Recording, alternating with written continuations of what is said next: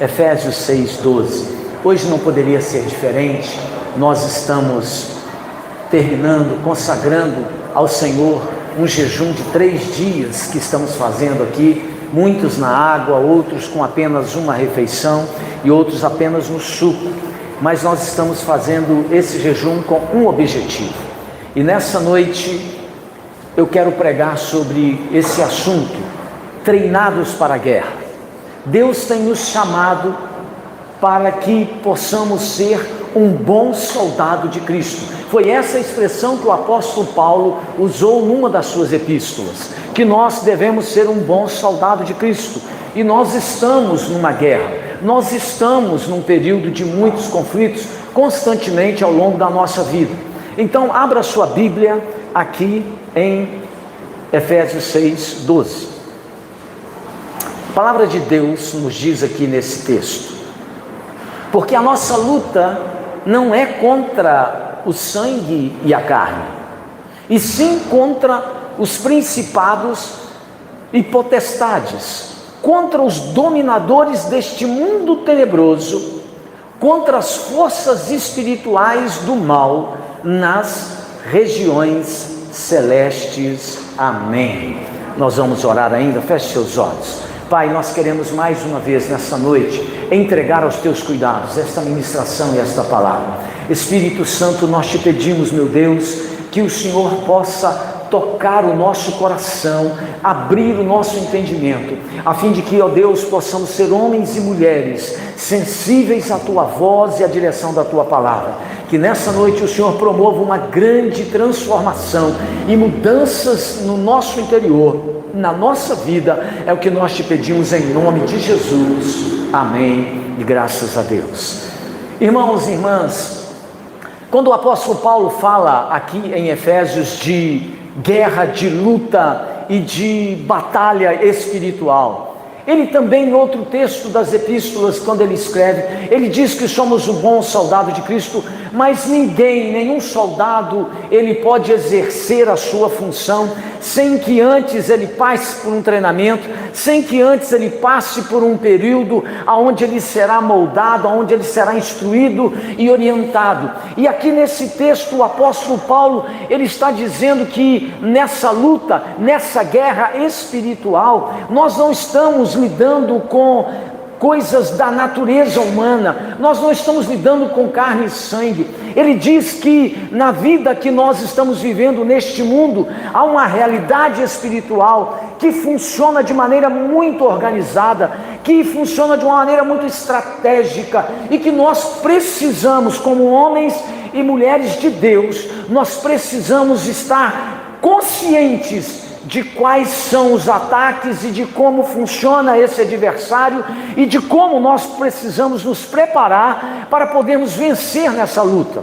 Agora preste atenção, esse texto diz claramente que a minha luta e a sua luta, ela tem uma origem espiritual. O nosso inimigo, o diabo, ele foi o primeiro ser na história do universo que se rebelou contra Deus no céu. E a Bíblia nos diz e mostra que nessa rebelião ele consegue convencer 1/3 dos anjos. E a Bíblia diz que 1/3 dos anjos o acompanham. E como Deus não tolera a rebelião, a rebeldia, a Bíblia diz que ele foi expulso dos céus, ele foi expulso das regiões celestiais. E Apocalipse chega a dizer, inclusive, ai da terra, porque a serpente, o inimigo, o adversário, foi lançado para ela. Ele então foi destituído dessa função, ele saiu das regiões celestiais, e ele então foi enviado, lançado para longe dessa realidade que era perfeita. Agora preste atenção, desde esse momento em que ele se rebelou contra Deus, a Bíblia diz que o principal objetivo do maligno é destruir toda a obra da criação do Senhor. O diabo se aperfeiçoa na estratégia de matar aquilo que Deus havia criado, e ele concentra toda a sua fúria contra a vida do homem e da mulher. porque fomos criados à imagem e semelhança de Deus. E o diabo faz de tudo então para poder bloquear a sua mente, o seu entendimento, o seu coração, para que nós não possamos de maneira nenhuma entender a mensagem do Evangelho. O nosso inimigo, a Bíblia mostra, ele vive espreitando a minha e a sua vida o tempo todo. Ele vive espreitando as ruas, as esquinas, ele está em diferentes lugares o tempo todo, e muitas pessoas estão vivendo como se elas fossem isentas de qualquer tipo de ataque do adversário, mas é porque elas não sabem de toda a estratégia que o inimigo tem para tentar destruir a minha e a sua vida. E segundo o apóstolo Paulo nesse texto, o mundo espiritual, esse mundo aonde Satanás preside todos os demônios que caminham com ele, existem níveis hierárquicos e ele classifica. O apóstolo Paulo diz aqui que nessa luta espiritual existe principados, potestades, e ele diz governadores e hostes da maldade. Então isso é um exército, principado, autoridade máxima, potestade, uma patente mais baixa, depois então governadores e hostes da maldade. E a Bíblia nos mostra, e a experiência que nós temos no nosso dia também nos mostra, que dia e noite essas forças patrulham a nossa rua, patrulham a nossa cidade, elas patrulham a nossa nação, elas investigam também o prédio onde nós moramos, porque os demônios estão aí a serviço de Satanás, investigando, observando tudo, para que possa então destruir a minha e a sua vida. E quando então o diabo percebe, por exemplo, que está acontecendo um mover de avivamento, um mover de despertamento no local, o que ele faz? Ele então imediatamente envia espíritos territoriais muito fortes para tratar de deter esse processo de avivamento, porque ele não quer que o povo de Deus seja cheio do Espírito Santo, ele não quer que você seja uma mulher cheia do Espírito Santo, não quer que você seja um homem batizado no Espírito Santo. E quando ele começa a perceber que há um movimento de avivamento, ele envia espíritos territoriais para poder barrar esse mover de Deus. Nós precisamos entender que nós estamos numa guerra, e essa guerra é pela sua alma, essa guerra é pela sua casa, pelo seu casamento, essa guerra é pela sua vida profissional e pelas suas finanças. Essa guerra espiritual, ela toca a sua saúde, porque se você não estiver atento, Satanás vai dar um jeito de te enganar e de estabelecer enfermidade sobre a sua casa e sobre a sua vida. E se você não estiver entendendo a realidade da luta que você está vivendo e que nós vivemos diariamente, nós seremos enganados, porque o apóstolo Paulo diz que o maligno, quando pode, ele até se disfarça de anjo de luz para poder enganar os próprios escolhidos. O alvo do inimigo, você precisa entender, somos nós, os crentes em Cristo, porque aquelas pessoas que não são crentes, aquelas pessoas que nunca tiveram uma experiência com Cristo, a investida dele na vida dessas pessoas sempre será em menor quantidade, porque elas já lhes pertencem, elas estão prisioneiras de suas garras, elas estão ali debaixo da opressão do maligno, e o pior é que a maioria nem tem consciência disso. Tanto que as pessoas que estão vivendo debaixo de uma escravidão, por exemplo, de droga, de bebida, elas entendem que estão curtindo a vida, que elas estão desfrutando a vida, e elas não sabem que elas são escravas desses hábitos e vícios horrorosos que vão drenando a sua relação com Deus, tirando a sua convivência com Cristo. Elas não têm consciência de que estão diante de uma luta espiritual. Por quê? Porque o diabo, ele é astuto, o diabo é mentiroso, o diabo é vingador, ele é destruidor, ele é homicida, ele é o acusador. A Bíblia diz que ele se disfarça até de anjo de luz para enganar as pessoas. O objetivo do maligno, diz as Escrituras Sagradas, é que os filhos de Deus, é que as pessoas que têm um relacionamento com Cristo, elas deixem o caminho da verdade e sigam pela vereda e pelo caminho dos pecadores, a fim de que sejam destruídos. É por isso que Jesus conta uma parábola, e ele diz que quem quer chegar à vida eterna precisa entender que há duas estradas, uma larga e outra estreita. E Jesus diz que a estrada larga está muito povoada, está cheia de pessoas, e a estreita, poucas pessoas acertam com ela, porque o diabo procura trazer para a vida das pessoas distração, procura trazer divertimento, e procura fazer com que elas entrem por esse caminho e abandonem o seu relacionamento com Cristo. A meta de Satanás é dividir a família, é separar os lares e é ter o controle sobre as pessoas. Bem, a pergunta que fica então é: o que é que você tem que fazer? O que é que eu preciso de fazer? O que nós precisamos fazer? Que passos nós temos que dar para sermos libertos, estarmos protegidos desses ataques do diabo? Quais os passos que você tem que dar para ser liberto e até poder ministrar a libertação? Preste atenção. Eu quero te dar uma orientação. Nessa noite, a minha palavra não é aquela palavra de levar você a um entusiasmo vibrante, mas eu quero trazer para você uma palavra de orientação. Se você quer viver com liberdade, se você quer viver guardado e protegido de todos esses ataques do diabo, você e eu precisamos seguir algumas orientações que Jesus deu. E a primeira delas, em primeiro lugar, você tem que amarrar o homem forte. Veja, repita comigo: se eu quero viver livre e liberto, tenho que amarrar o homem forte. Preste atenção no que Jesus diz em Mateus 12, 29. Jesus diz assim: como pode alguém entrar na casa do valente e roubar-lhe os bens sem primeiro amarrá-lo?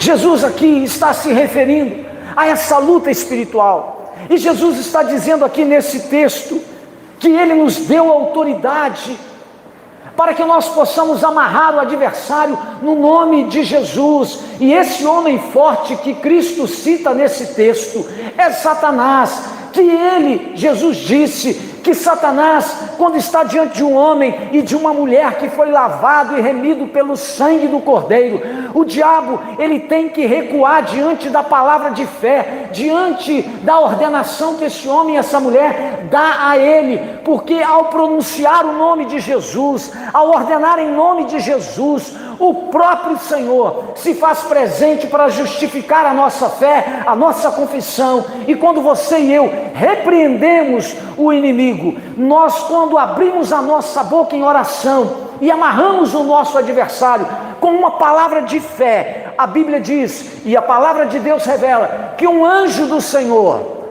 ele vem e amarra em cadeias esse inimigo, o repreende, lançando-o para o mais longe de todos os abismos. Se você quer viver uma vida de libertação, se você quer viver uma vida liberta, você precisa aprender a amarrar o homem forte. Muitas vezes a gente é atacado, acontecem problemas que não são só de ordem natural na sua vida. Olha, irmãos, todos os problemas que eu enfrento na minha vida, eu trato eles de duas formas.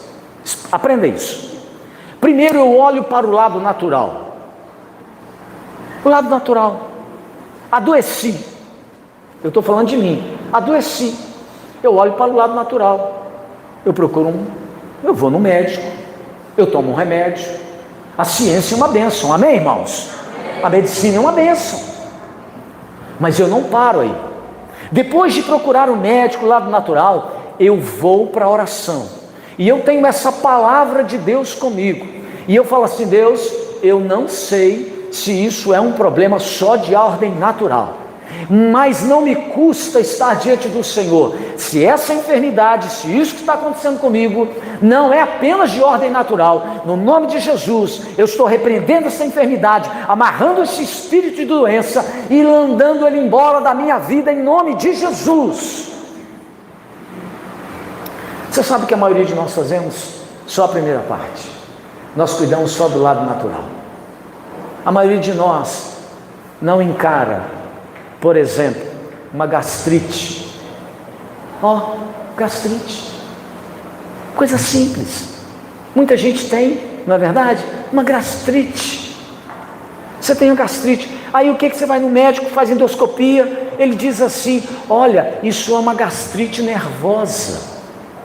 Mas tem também a gastrite bacteriana. Aí você cuida do lado natural.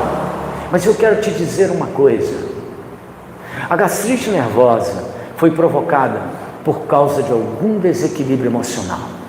Você pode estar debaixo de uma grande pressão, de um ataque do diabo, e isso vai refletir no seu corpo, e se você não aprender a amarrar o homem forte, ele não vai recuar. Você vai tratar apenas do aspecto natural e esquece de focar o espiritual. Se você quer viver uma vida liberta, então aprenda a amarrar o homem forte em nome de Jesus. Não olhe só os aspectos naturais da sua luta, não olhe apenas os aspectos humanos dos seus conflitos. Você tem que entender que por detrás de todos eles pode estar acontecendo uma investida do adversário.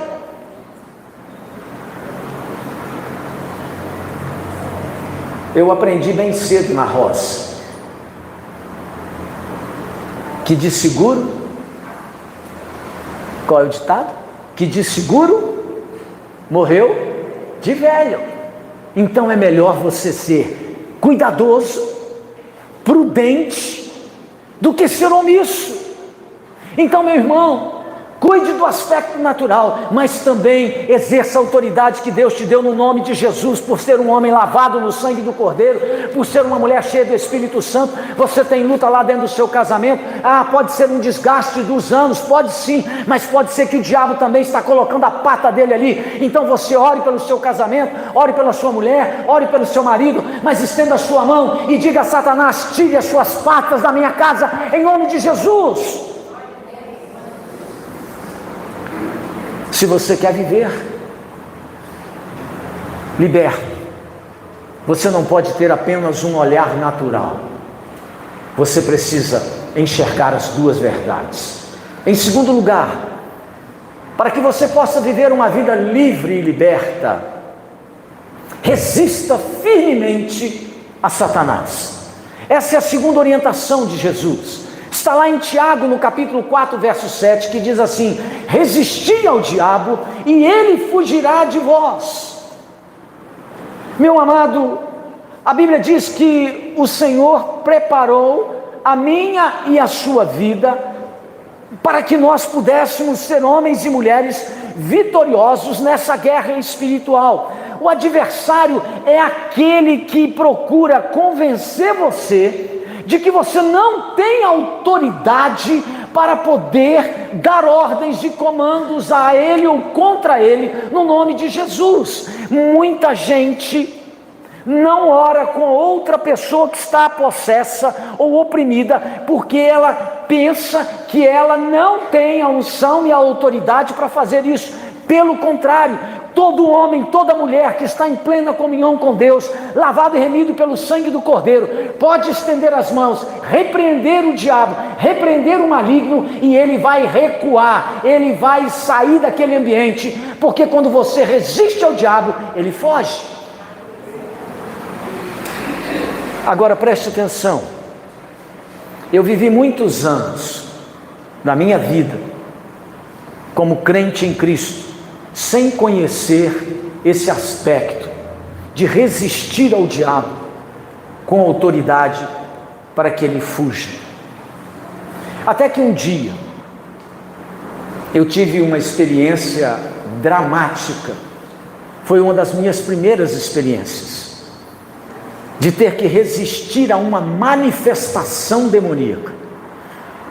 E como é que isso aconteceu? Eu estava fazendo uma visita a uma pessoa, com mais 3 companheiros. E me lembro muito bem que eu não tinha muito entendimento desse negócio ainda naquela ocasião. E nessa visita, era num domingo à tarde, eu cheguei na casa dessa pessoa. E quando eu entrei, a pessoa estava em cima da cama. Ela pediu que nós entrássemos, a porta estava encostada.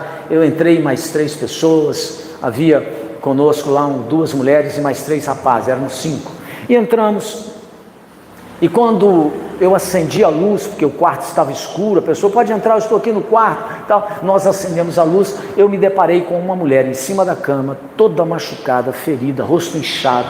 Ela tinha acabado de apanhar do seu companheiro, sofreu uma agressão. E enquanto ela estava falando o que tinha acontecido, eu pensei comigo, esse homem pode estar aqui dentro de casa. Se esse homem estiver dentro de casa, ouvindo essa mulher queixar dele para a gente, e eu não conhecia esse camarada, eu conhecia ele de vista, na rua, eu não conhecia ele, eu falei, esse camarada pode chegar aqui e causar um problema grave. E eu me lembro disso até hoje, irmãos. A cama estava aqui, eu pensei comigo, vou botar a mão nessa cabeceira, porque tinha uma porta atrás de mim. Falei, se ele aparecer aqui, ele tem que passar por mim. Irmãos, eu acabei de pensar, o homem chegou igual uma fúria atrás de mim, e ela esboçou, a mulher esboçou falar mais alguma coisa. Olha, eu nunca vi um negócio daquele. O camarada pulou por cima de mim e caiu em cima da mulher, na garganta dela, enforcando aquela mulher, matando ela, na minha frente, e mais 5 rapazes. Nós 3 homens voamos em cima dele para arrancar. Quem disse que nós tínhamos força para tirar aquele homem de cima da mulher, e a mulher morrendo na minha frente? Quem disse que nós tínhamos força? Eu falei, Jesus eterno, eu vi que ele estava endemoniado, mas eu não sabia o que fazer naquela ocasião. E então, de repente, um dos rapazes que estavam conosco abriu a Bíblia, leu um texto onde Jesus repreendia o demônio e repreendeu aquele demônio, e ele caiu imediatamente ao lado daquela cama. E eu pensei comigo, eu preciso melhorar.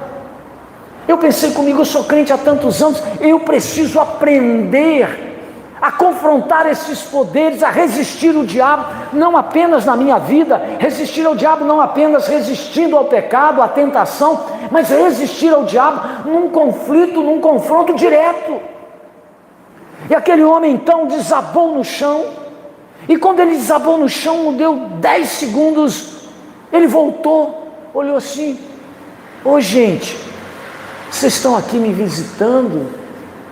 Vocês me perdoam se eu fiz alguma coisa. Ele não sabia o que estava fazendo. Sabe por quê? Porque depois eu descobri, haviam entidades acompanhando aquele homem, havia espíritos na vida daquele homem, e que estavam então oprimindo a vida dele, estavam levando aquele homem a bebedice, levando aquele homem a agredir a sua mulher. Mas o mais extraordinário é que quando ele voltou, nós pregamos a palavra de Deus para aquela mulher. Irmãos, aquela mulher se converteu, aquela mulher largou a bebida, aquela mulher mudou de vida, aquela mulher aceitou Cristo, aquela mulher que não cuidava mais do filho, não sabia o que o menino fazia na escola, ela passou a frequentar a igreja, a acompanhar o filho na escola.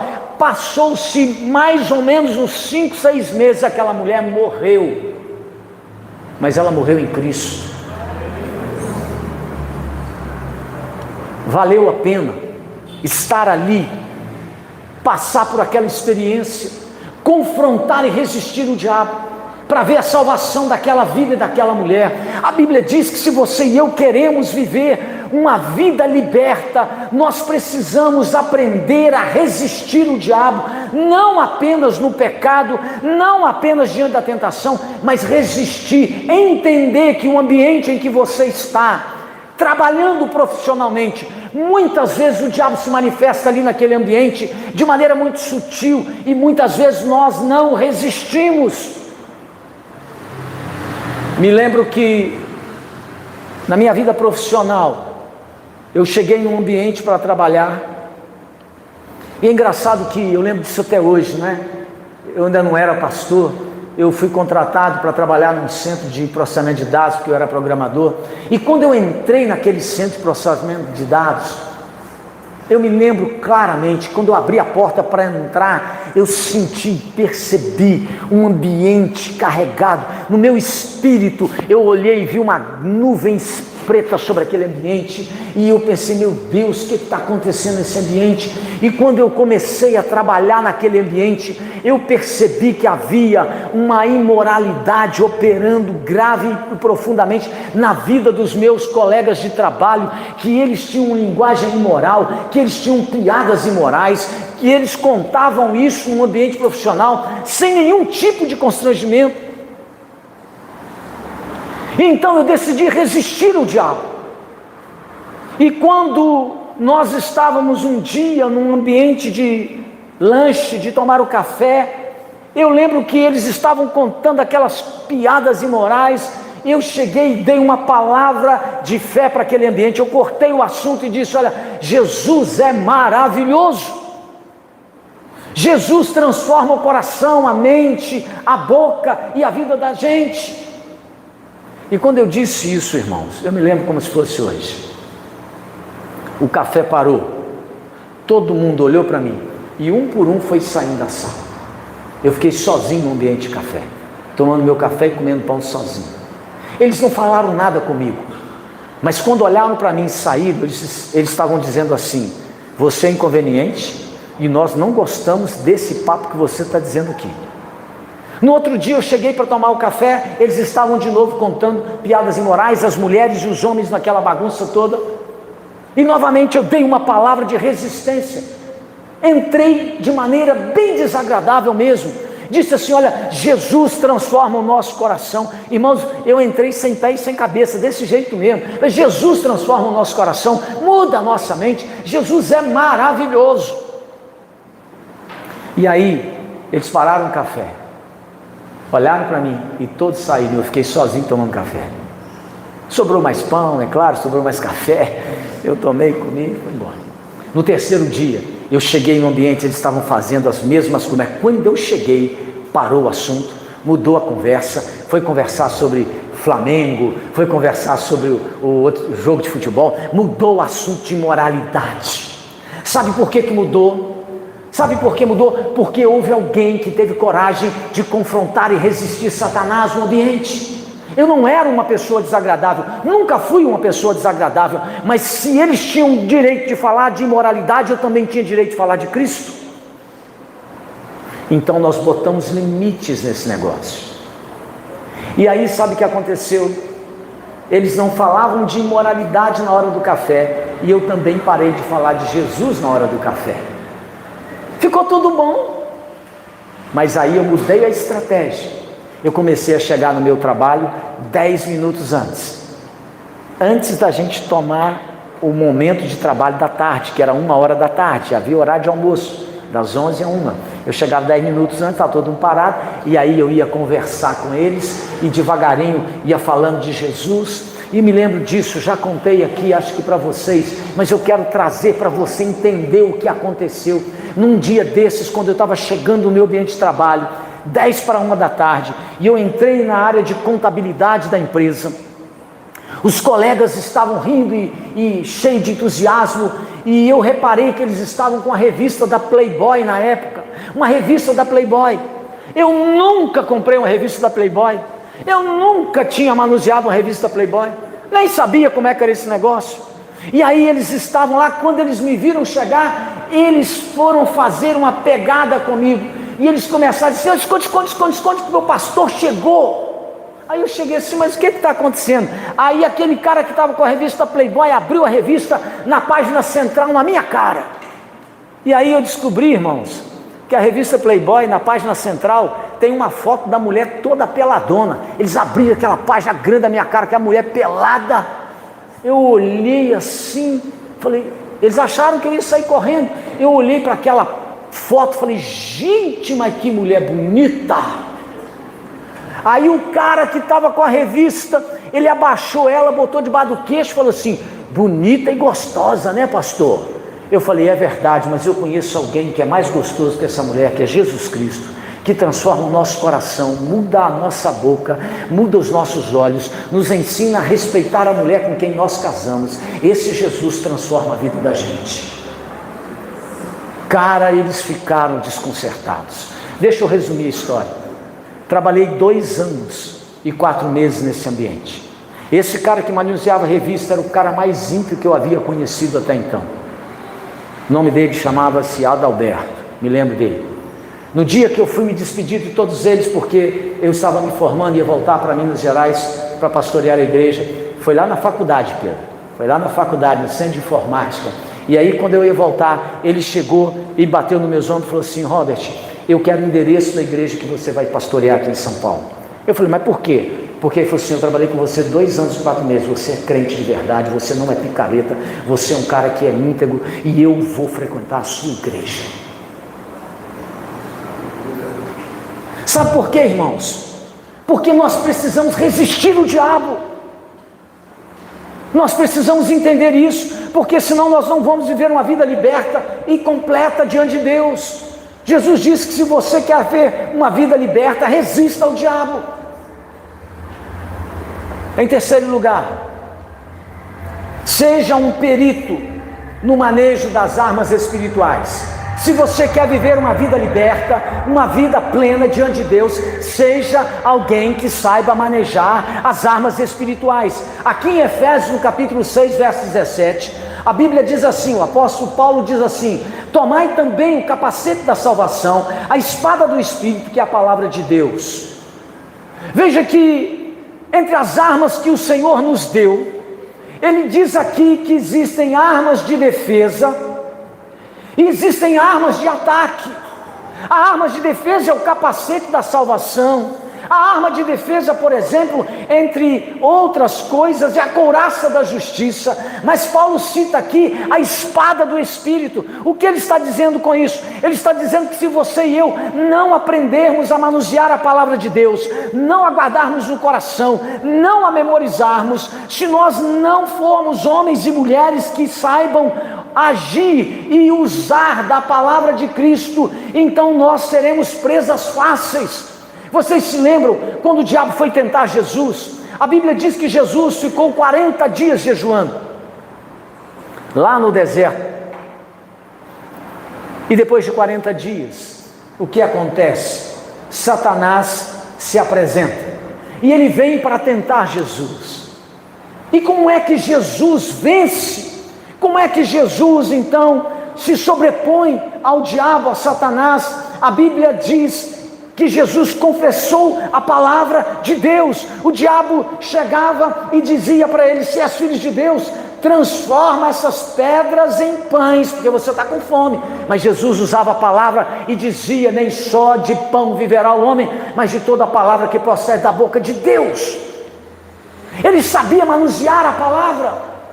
Ah, se és filho de Deus, então levou ele para o pináculo e diz assim: atira-te daqui, porque aos teus anjos ele dará ordem a seu respeito. Jesus disse: não tentarás o Senhor teu Deus. Ou seja, você quer provar que Deus existe, você quer que saiba, algumas pessoas querem que de fato Deus é um Deus amoroso, então você sobe lá no edifício e pula de lá, porque Deus vai te salvar. Jesus disse assim: isso é loucura. Não é porque Deus me ama e eu sou filho de Deus que eu vou fazer loucuras. Jesus sabia usar a palavra. E se você quer viver uma vida liberta na presença de Deus, maneje bem a espada do Espírito. Em quarto lugar, se você quer viver uma vida liberta, declare que a maldição foi quebrada na cruz.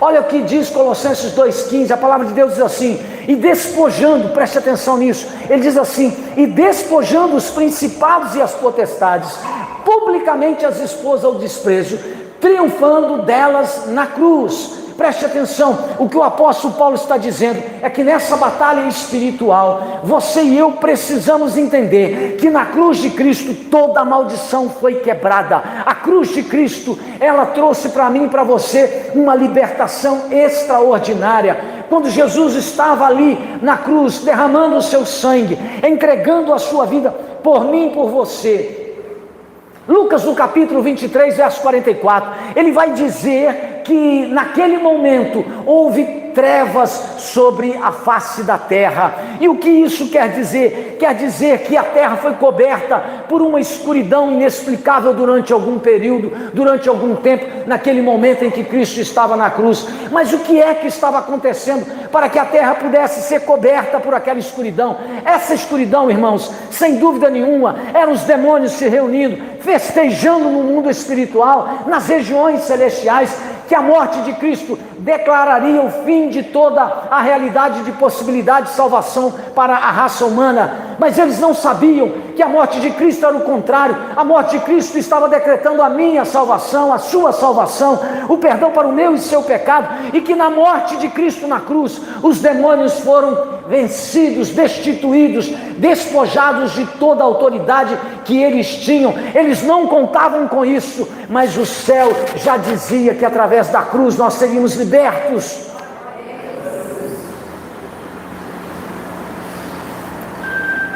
E por último, para que a gente possa entregar o jejum que fizemos de 3 dias, e eu estou dizendo tudo isso para você, porque eu vou fazer um ato muito sério aqui agora. E por último, em quinto lugar, você e eu precisamos, se queremos viver uma vida liberta, precisamos confessar a vitória pelo sangue de Jesus. Apocalipse diz no capítulo 12, verso 11, diz assim: eles, pois, o venceram por causa do sangue do Cordeiro. Irmãos, quando um homem ou uma mulher aceita Jesus, se arrepende dos seus pecados, ela é guardada pela fortaleza do sangue do Cordeiro. O que está sobre a sua vida é o sangue do Cordeiro. O que está sobre a sua casa é o sangue do Cordeiro. O que está sobre a sua profissão é o sangue do Cordeiro. Você é guardado pelo sangue do Cordeiro derramado na cruz do Calvário. Pense bem comigo. Quando Moisés vai tirar o povo de Israel do Egito, Deus dá a ele uma orientação. Depois de todas as investidas, todo o tratamento de Deus com Faraó não deu resultado. Então agora Deus decide matar todo o primogênito do Egito. E Deus dá a Moisés uma direção: sacrifica um cordeiro, pega o sangue desse cordeiro e passe no umbral da sua casa. Todos os que passarem o sangue do cordeiro nesse umbral serão poupados do anjo da morte. E a Bíblia diz que na noite em que os israelitas fizeram isso, o anjo da morte passou por toda a terra do Egito, matando todos os primogênitos de homens, mulheres e também de animais. Morreu todos os primogênitos, mas a casa daquele que tinha o sangue do Cordeiro não foi tocada. Sabe por quê? Porque a minha e a sua vitória está debaixo do sangue do Cordeiro. Ele é a nossa fortaleza, Ele é a nossa segurança, Ele é a nossa vitória. O sangue do Cordeiro garante a você e a mim perdão dos nossos pecados, reconciliação com Deus.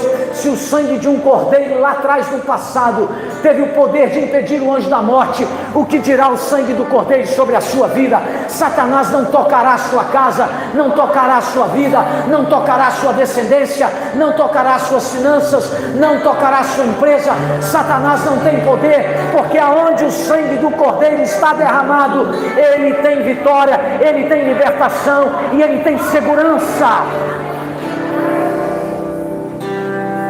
Dito isso, vamos para o momento mais importante desse culto hoje, que não é a pregação, é a oração que nós vamos fazer.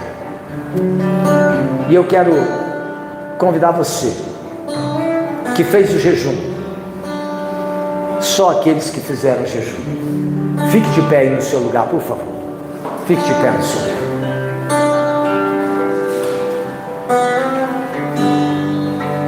E eu quero